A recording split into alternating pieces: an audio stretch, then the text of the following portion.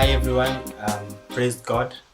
I hope you are fine and doing well, and that the Lord is watching over you wherever you are. We thank God for this opportunity He has given me to just share and encourage us today. I've been reflecting on a subject in the past few days, and I feel strong in my spirit to share with us.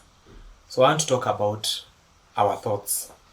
And perhaps I would start by asking this question: what kind of things do we think about?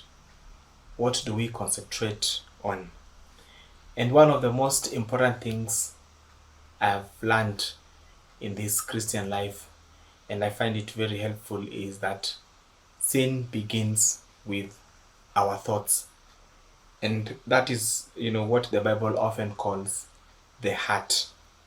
And so, if we want to live a godly life, I strongly believe the most important thing we can do is to guard our thoughts. Now, the passage that I want to focus on today is Philippians 4, verse 8. This is what the Apostle Paul says. And now, dear brothers and sisters, one final thing: fix your thoughts on what is true and honorable and right and pure and lovely and admirable.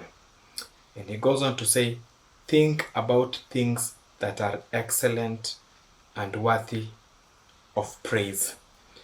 Now here the Apostle Paul is encouraging us to develop a Christian thought life. This will guide us in our relationship with God. It will guide us in our relationship with others and even with ourselves. But we cannot achieve this if we listen to filthy music and we are always watching obscene movies and programs. This cannot happen. And I don't know what we think about, what we always think about, or what occupies our mind. But one of the most important questions we can ask ourselves, even as we examine our lives, is: are these things beneficial? Are they acceptable?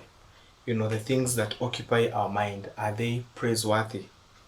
Are they pure? Those things that we always think about, do they lead us closer to God? Do they allow us to always think about the things of God, or they lead us far from God? The conversations we have with our friends, and when we are chatting with our friends on WhatsApp and other social media platforms, the things that we see and view, are they things that are beneficial? Are they acceptable? Or they are defiling us? You see, the truth of the matter is, what we allow to occupy our mind will sooner or later determine our speech and action. What we allow to occupy our mind will sooner or later determine our speech and action. And that is how it goes. So the text that I have just read there in Philippians 4:8, Paul is encouraging us to think about things that are acceptable before God. And he goes on to encourage us, or to challenge us, to put them into practice. Now he says, think about these things, the things that he has mentioned there. In other words, what he means is that meditate upon them. Revolve them around your mind. Seriously consider them. Reason with yourself about them in order to put them into practice. Paul says, think about these things and then go a step further by putting them into practice. And one of the issues we young people we face is that we act right. We don't act right because we don't think right. We've occupied our minds with thoughts that are not pure, with thoughts that are not, godly, that thoughts that are not acceptable. They end up defiling us. And so those thoughts which are impure make us to speak impure things, or even act in a way that is not acceptable. So if we get our thoughts right, we will actually act right. Now, Paul again in Romans chapter 12, verse 2 says, "Do not conform to the patterns of this world, but be transformed by the renewal of your mind." In other words, Paul says, do not operate like the people of the world. Do not operate like the people who have not received the gospel, they have not heard the message of Christ. Do not operate like children of Satan. You know, this world is full of evil and it is corrupt. So don't operate like those people, but be transformed. You know, when you received Christ, you became a new creation. And it is a continuous process where we need to think new ideas.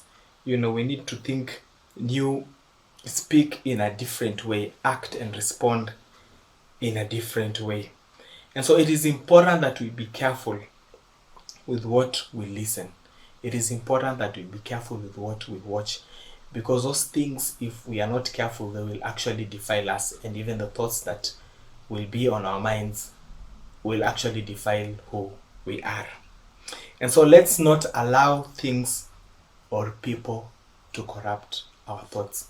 And again, I'm asking ourselves today this question: what are we thinking about? What are those things that we are watching? What are those things that we are listening? I believe it is time for us to, reflect, examine ourselves. If they are actually defiling us, it is time for us to actually get rid of them and start thinking of thoughts and start listening to music and start watching programs that will actually benefit us, that will actually help us in our relationship with God. So reflect and practice those things. That is what Paul is saying in Philippians 4:8. Reflect about these things, think about these things, and then practice these things. These things Paul is mentioning are the things that we are supposed to think about even as we, relate with God, even as we relate with others. So be encouraged and be blessed.